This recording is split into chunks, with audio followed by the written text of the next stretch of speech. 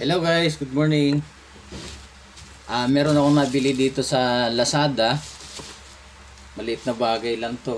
Nasa mga 170 lang nabili ko. Unbox tayo. Meron akong isi-share sa inyo kung bakit ko ito binili. Ano to? Eto, unboxing tayo.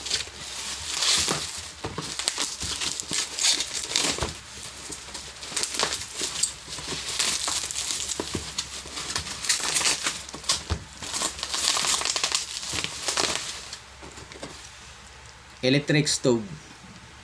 Bakit ko na binili ito? Si-share ko sa inyo. Alam mo, napakaliit na bagay na ito. Pero pag pinabayaan pala natin na wala yung bagay na kailangan natin, sa oras na kinakailangan, sasakit ulo mo pag wala ka. Share ko sa inyo. Nung nakarang araw kasi, nagsasaing kami.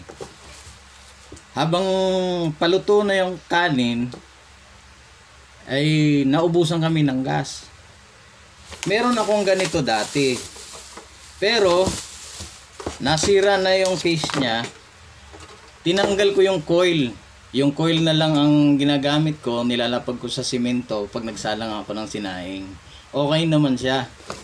Ang kaso, dahil coil na lang siya, maliit na lang siya, na misplace ko. Ngayon, di ko na mahanap kung saan ko nailagay. Baka nakasama na doon sa mga binenta naming kalakal. Ngayon, nung yung sinaing namin, hilaw pa, naubusan kami ng gas, wala akong maisip na paraan kung anong gagawin ko para maluto yung sinaing namin. Ang ginawa ko, nagpakapal ako ng muka, nakisalang ako sa kapitbahay.